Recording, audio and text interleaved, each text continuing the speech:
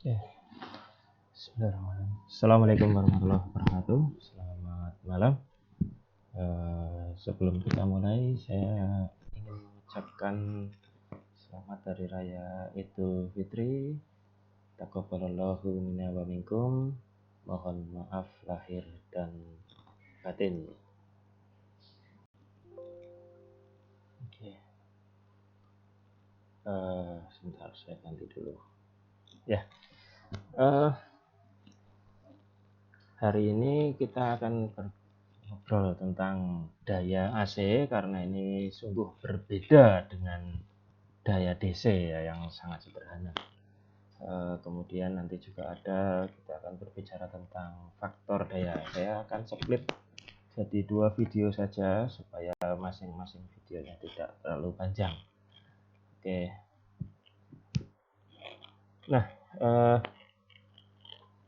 sebelum kita berbicara tentang daya, kita akan lihat karena ini AC ya, rangkaian AC dan sinusoida, maka mereka punya daya yang namanya daya sesaat ya. Sesaat ya, bukan sesaat, bukan, tapi sesaat. Nah, jadi semuanya adalah fungsi T, di mana P fungsi T sama dengan V fungsi T kali I fungsi T. Kita akan lihat simulasinya di sini. Oke, kita lihat ini V 4 cos 10 T, I nya 2 cos 10 T, beda fasanya 0.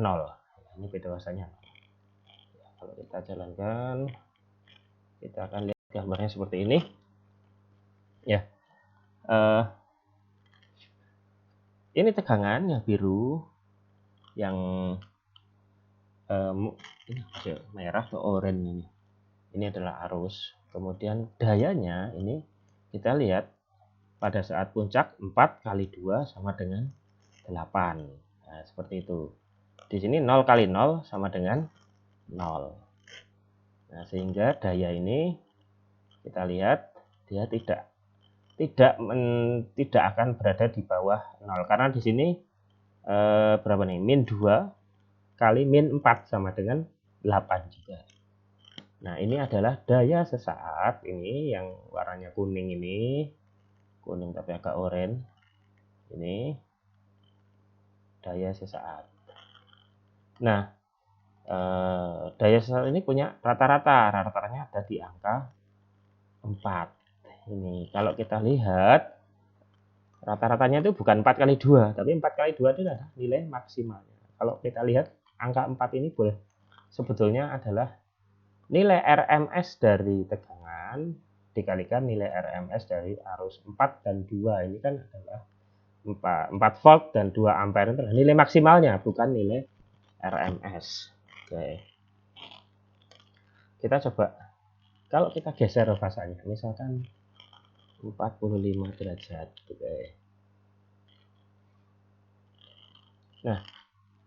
Nah, ini sudah berganti ya kan. Nilai maksimalnya dia akan turun dan ada nilai yang berada di bawah dari 0. Ini secuil ini nilainya di bawah 0, sehingga nilai rata-rata juga turun seperti itu. Oke, kalau 60 gimana? 60 nanti pasti akan turun lagi. Atau 75 deh, 75 sekalian. Nah, kita lihat, nah makin turun lagi. Yang berada di bawah 0 ini makin gede. Kalau ini 90 derajat, artinya dia induktif murni atau kapasitif murni. Maka kita lihat bahwa nah ini daya rata-ratanya dia akan ada di angka 0 ya, akan ada di angka 0, sehingga semakin besar beda fasa sampai 90 itu tadi, maka nilai rata-ratanya ini akan turun juga. Oke, kurang lebih gitu. Kita balik lagi ke sini. Nah, contoh VT sama dengan 10 cos 100 T, IT sama dengan 2 cos ini. Berapakah PT nya? Berarti ya 10 cos 100T kali 2 cos 100T min 30 derajat. Berapa hasilnya? Panjang dan lama dan mumet ya. Jadi sebetulnya daya sesaat ini tidak pernah kita pakai secara praktis. Meskipun sebetulnya lampu yang kita rasakan ini terutama lampu neon dan lampu pijar ya. Kalau LED enggak, karena LED itu DC. Itu sebetulnya dayanya itu naik turun sesuai dengan frekuensi dari frekuensi kita ya. 2 kali, frekuensinya 2 kalinya kalau daya itu. Jadi kalau tegangannya frekuensinya 50 Hz, arusnya kan pasti 50 Hz juga frekuensinya. Nah, frekuensi daya naik turunnya itu sampai 100 Hz. Tapi mata kita nggak bisa melihat karena mata kita dikasih 30 Hz saja sudah cukup gitu ya. Makanya kalau kalian punya HP, kadang-kadang ada settingan namanya anti bending 50 Hz atau 60 Hz itu untuk menyesuaikan kedipan yang tidak kita rasakan, tetapi bisa dilihat oleh kamera HP. 50 Hz di Indonesia, kalau kalian pergi ke Amerika, ya kalian harus set ke 60 Hz. Atau di sebagian Jepang, itu juga ada yang 60 Hz. Nah, jadi ya kita nggak usah sumpek-sumpek hitung daya sesaat ini, daripada nanti malah sesat ya. Jadi, ya ini hanya sebagai ilustrasi saja. Terus daya apa yang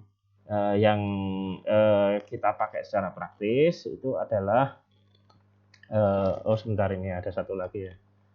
Ya, yang jelas ini adalah nilai maksimal, harus kita konversi ke nilai RMS karena semua tegangan yang kita ukur pakai alat ukur, misalkan tegangannya PLN 220 volt itu bukan nilai maksimal 220 volt itu, tapi itu adalah nilai RMS.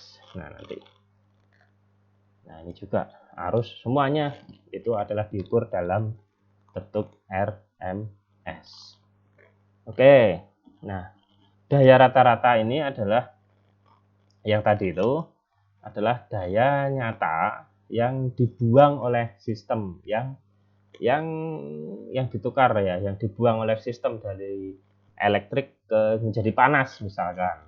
Nah, daya rata-rata ini disebabkan oleh komponen nyata dari Z, yaitu R-nya. Nah, daya rata-rata ini juga disebut sebagai daya nyata atau real power. Nah, dalam perhitungannya untuk menghitung daya nyata ini kita menggunakan tegangan yang RMS dan arus juga yang RMS. Oke.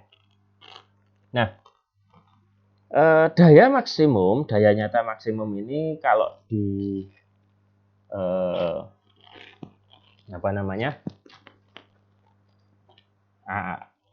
rangkaian AC ya, dia punya syarat ya. Kalau zaman DC dulu syaratnya daya transfer daya maksimum itu adalah R beban sama dengan R sumber. Nah, kalau ini ya tinggal ya sebenarnya mirip ya. Z sumber ini Z beban, ini biasanya ini VTH, misalkan ini Z, misalkan ini RTH. Kalau sekarang ya ZTH ya. Nah, tetapi bedanya adalah ada bintangnya, alias dia berupa konjugat. Kalau misalkan Z sumbernya 20 min J16, maka Z bebannya 20 plus J16. Nah, itu bedanya ada di situ. Oke, mungkin video yang pertama sampai di sini dulu. Nanti video kedua kita akan masuk ke daya kompleks. Jadi video yang ketiga nih hari ini ya. Oke.